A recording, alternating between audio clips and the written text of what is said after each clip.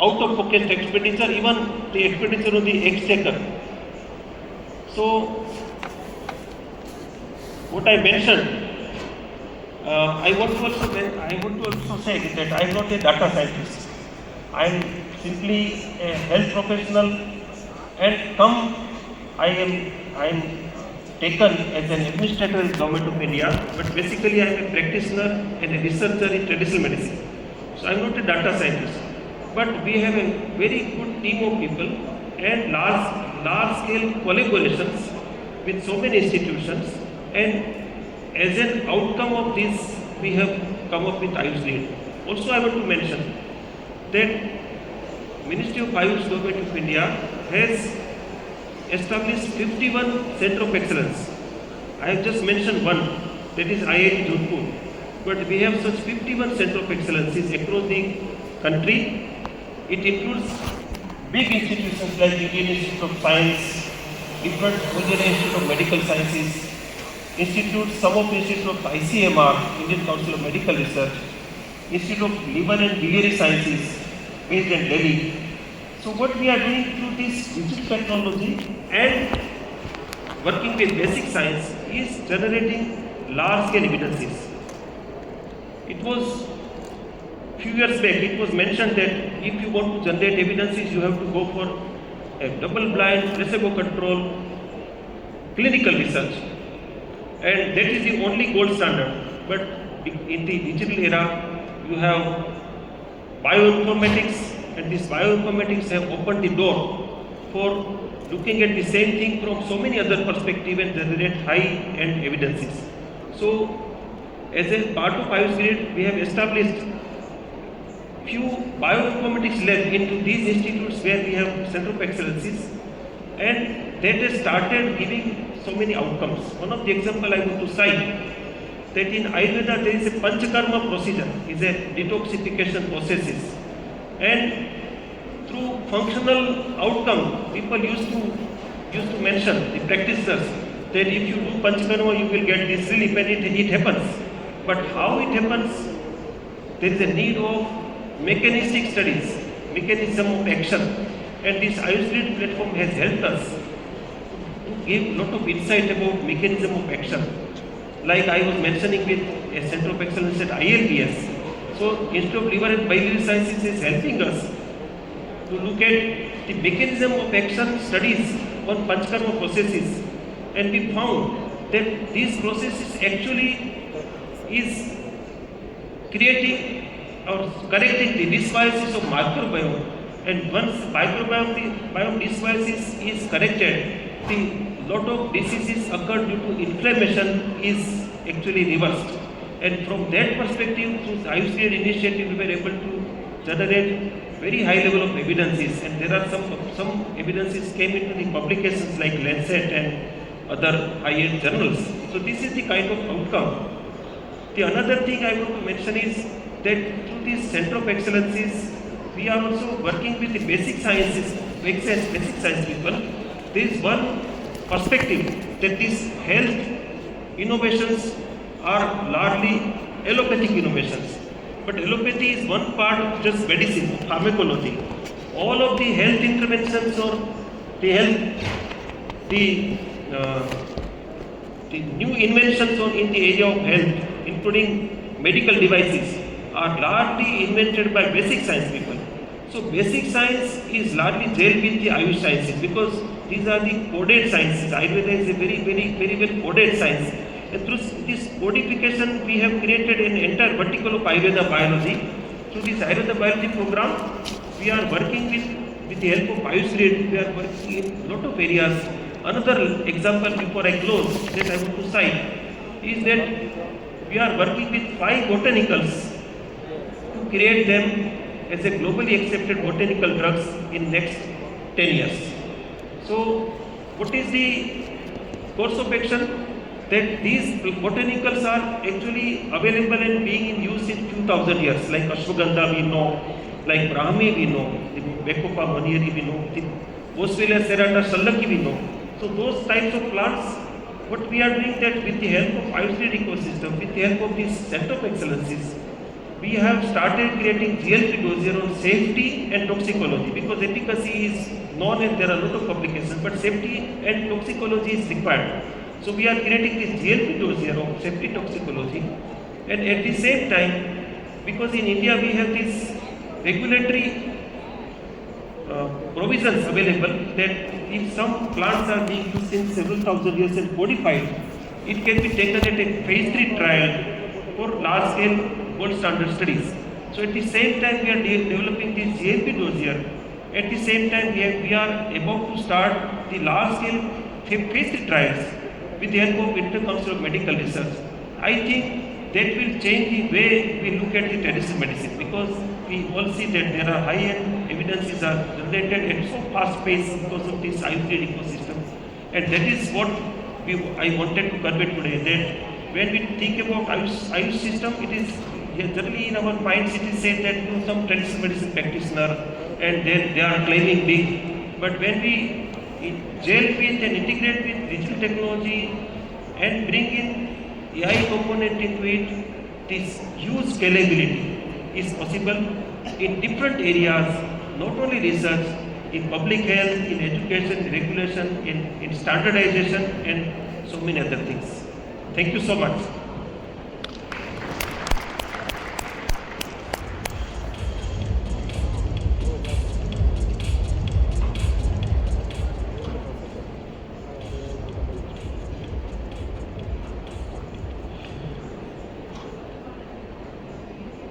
Thank you very much, Rajesh Kotecha, for that insight and merging digital technology with Ayush and taking it to the next phase.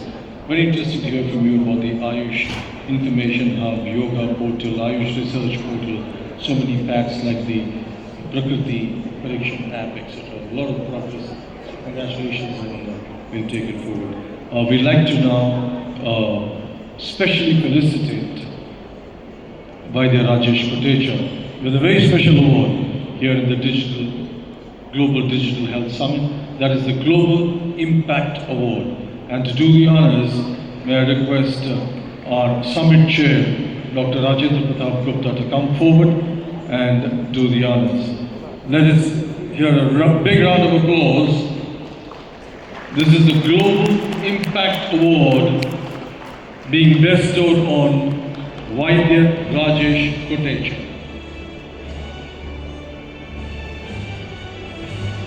Keep your applause going, ladies and gentlemen.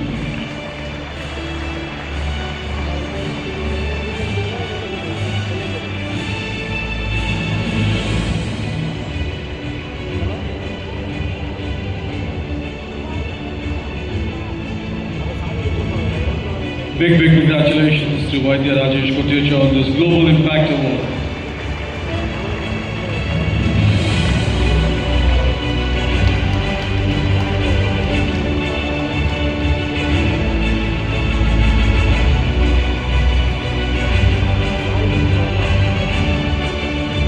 Congratulations once again, and let's hear it once again for him.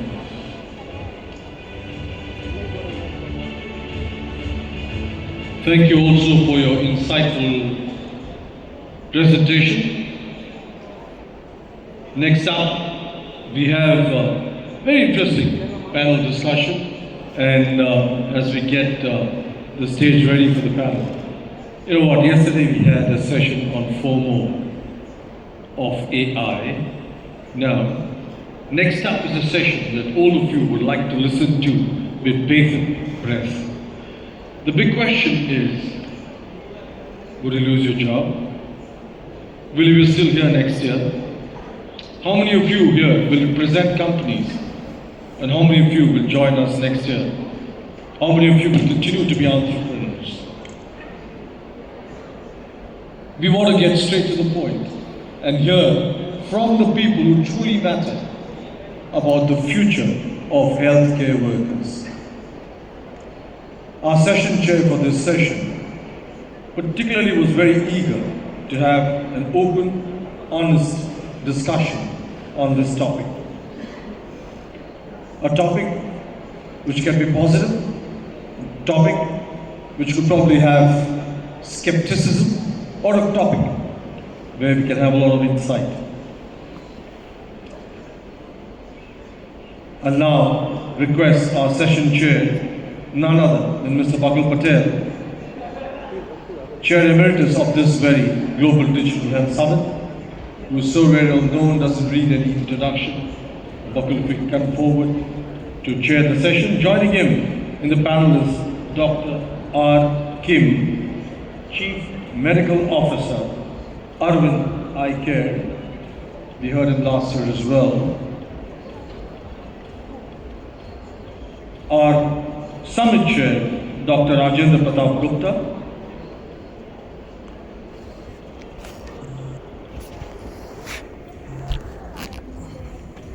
Mr. Sanjeev Namango, we heard him earlier on in the morning, and he made some fantastic sound bites in the pre-lunch session. Sanjeev, if you could come forward, please. Dr. Ilya Lima Walton, Principal Product Manager Healthcare Generative AI at Mayo Clinic.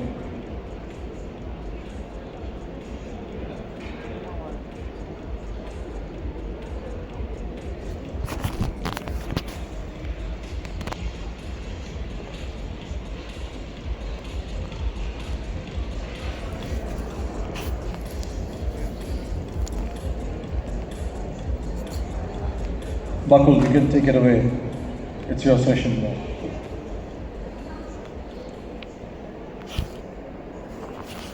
Can you guys hear me? Yes, there it is. Rajendra and I were talking about this prior to the summit, and we were discussing, all this excitement, but where's the reality? I think there's lots of discussion around, will AI take my job away? What about me? What about the people who I work with? So that's becoming a real discussion. And we wanted to bring this live to this stage to talk through that. I don't think we have answers. I don't think we have answers yet. Hopefully there will be answers. But at least we should not sort of shove it under the rug and at least not talk about it. So this is the opportunity for us to talk about it. But I want to set the stage a little bit. I have this slide that I love. I'm going to just use it for a second. Let me find it first.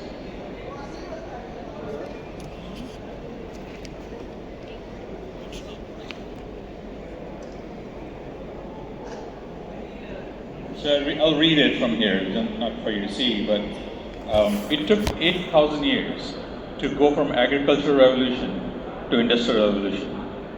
It took us 120 years from industrial revolution to light bulb. And from there, it took us 90 years to land on the moon. And then 22 years to create World Wide Web. 9 years to sequence the genome in humans. You see the trajectory, it's exponential. And then we have AI, generative AI, that's happened in the last 2 years. That has completely changed sort of how we look at this. So the question in front of us is, how should we think about this when it comes to workforce? And a good friend of mine actually talked about this when I was here last time and said, India doesn't have a problem of efficiencies. India has a problem of putting 10 people to work. And how should we think about that globally? And that's a real question on the table. I'm going to turn it over to my esteemed panel here and see if they can offer some opening remarks. And then we'll just go dive into questions. Does that sound good, guys?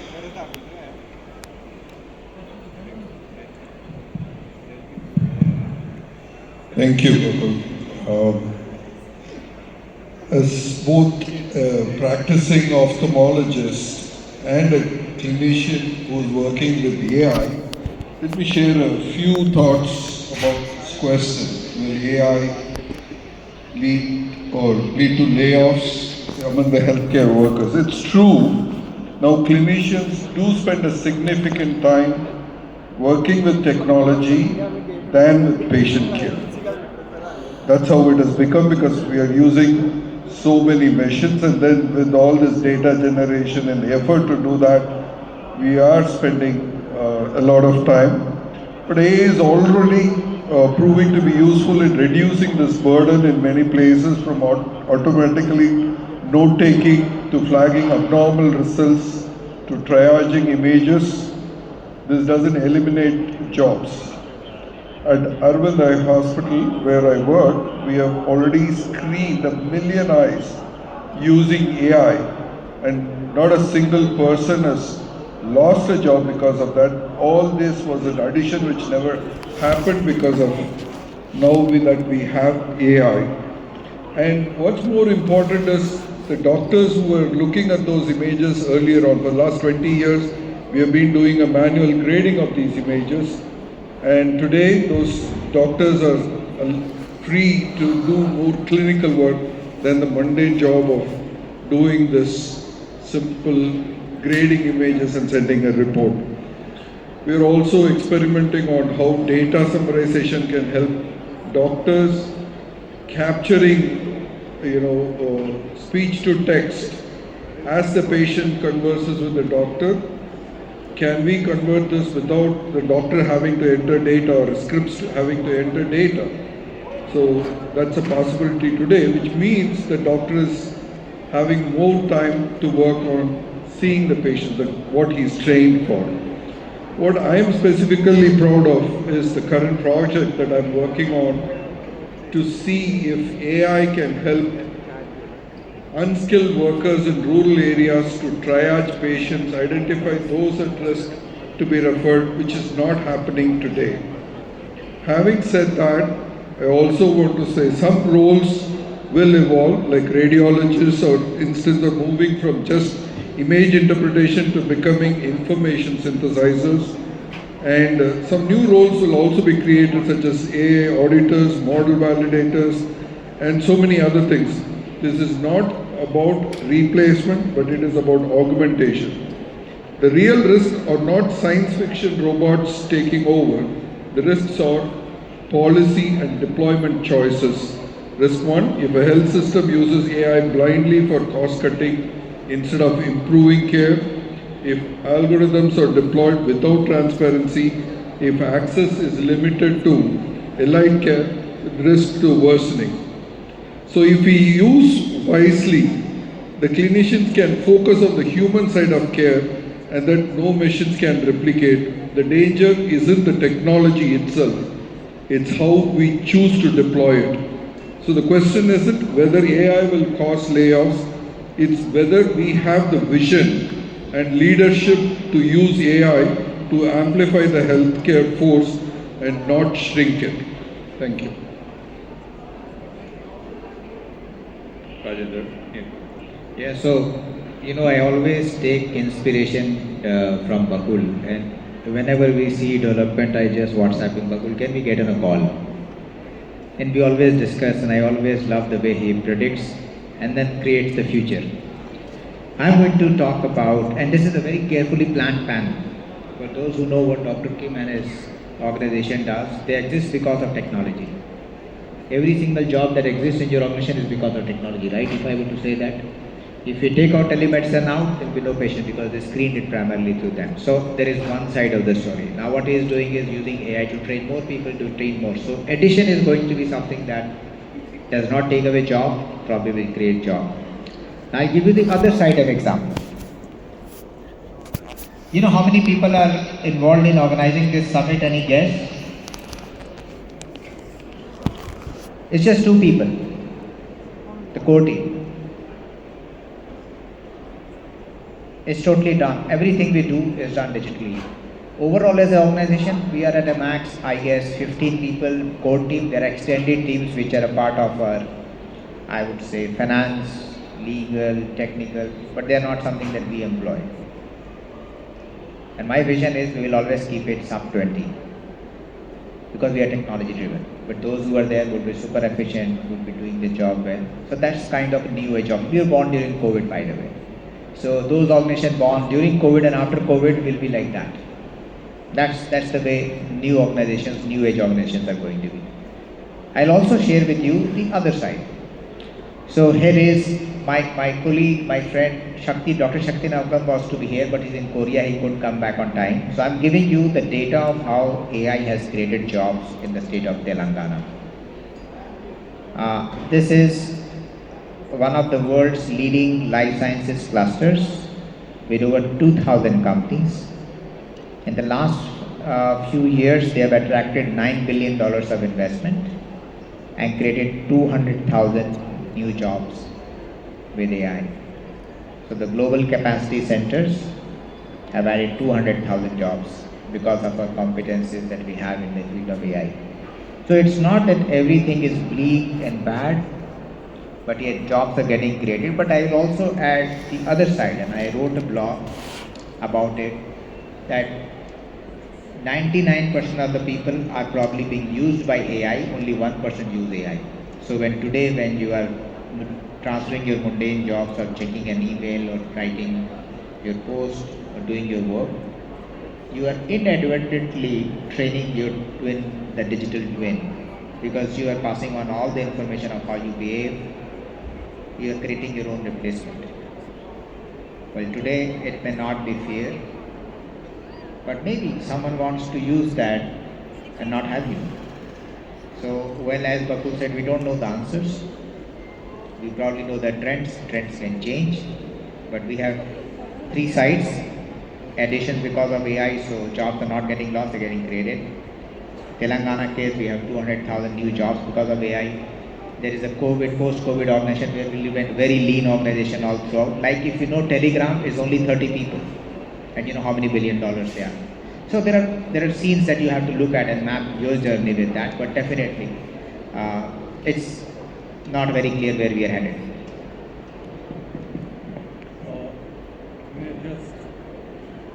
May I just come in here for a minute? I've just been informed that there was one more panelist on this panel, and I think which was probably not in the earlier list. So apologies. Thank you for somebody coming and pointing it out, and we've got it corrected. Mr. Sunil Karanjikar, if you can come forward and join the panel.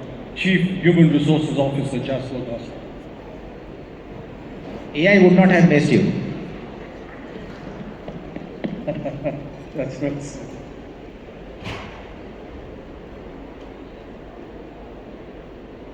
Thank you, and like the comment of Rajendra, thank you very much.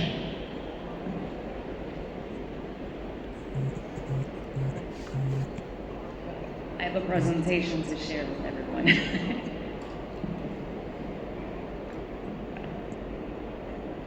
Apologies, Sunil, the humans can always err, but not technology. But humans always catch up as well.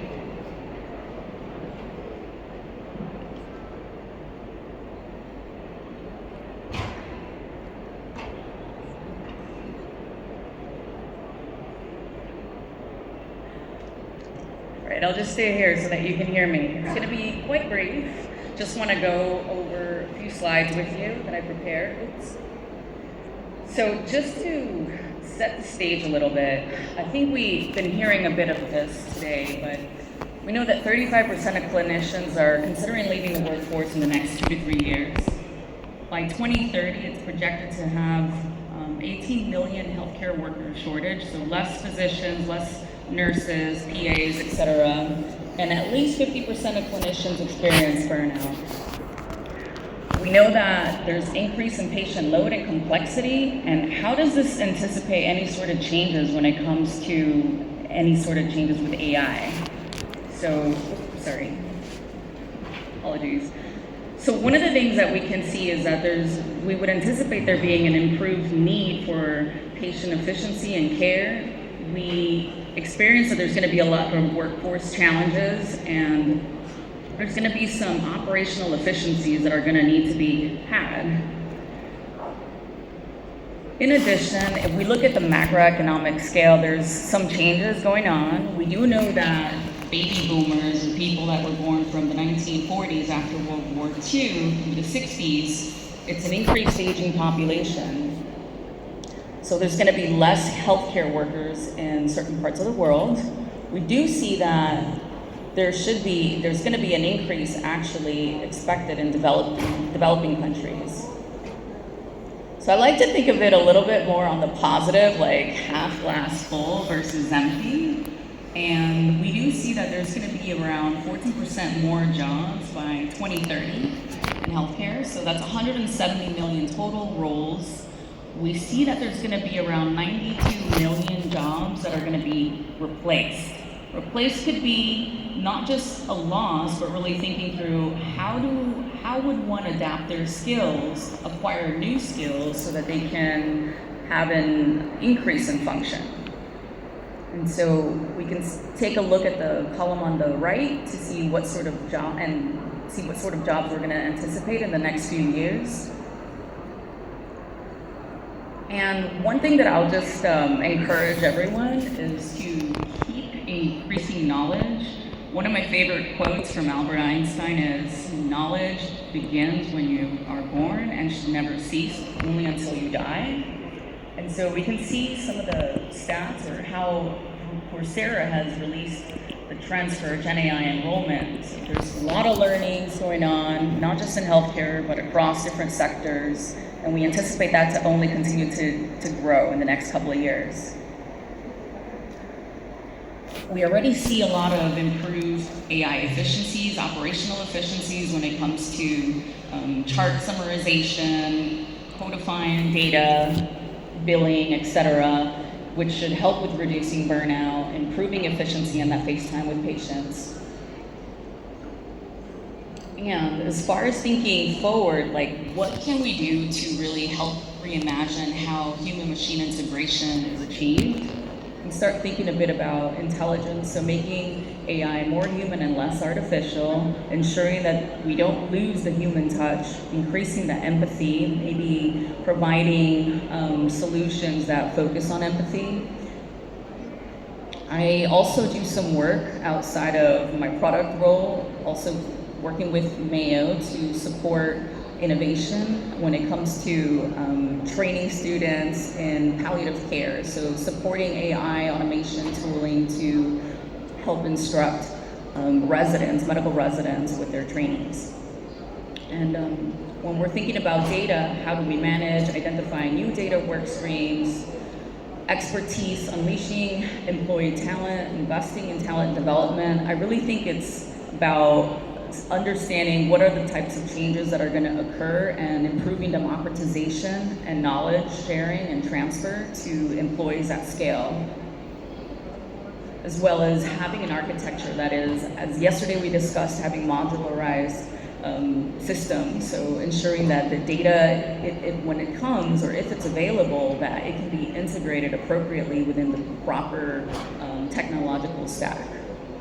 And then also strategy, just being very intentional and deliberate on the types of solutions that are being developed. And this is just a quick summary of some of the work with regards to policy. Just wanted to bring this up. Mayo Clinic has been working very closely with CHIME, which is the Coalition for Healthcare AI, the last couple of years. And we can show that a lot of the work that we're doing in developing the data science skills and models that we're building, are trust and transparency are at the forefront. We want to make sure that everything is useful and that they are fair. We follow the FAIR principles, ensuring that content and models are findable, interoperable, accessible, and reusable. We did hear one of our panel speakers earlier talk a bit about ensuring that code bases are available and can be reshared. And that's pretty much all I'm going to share with you today.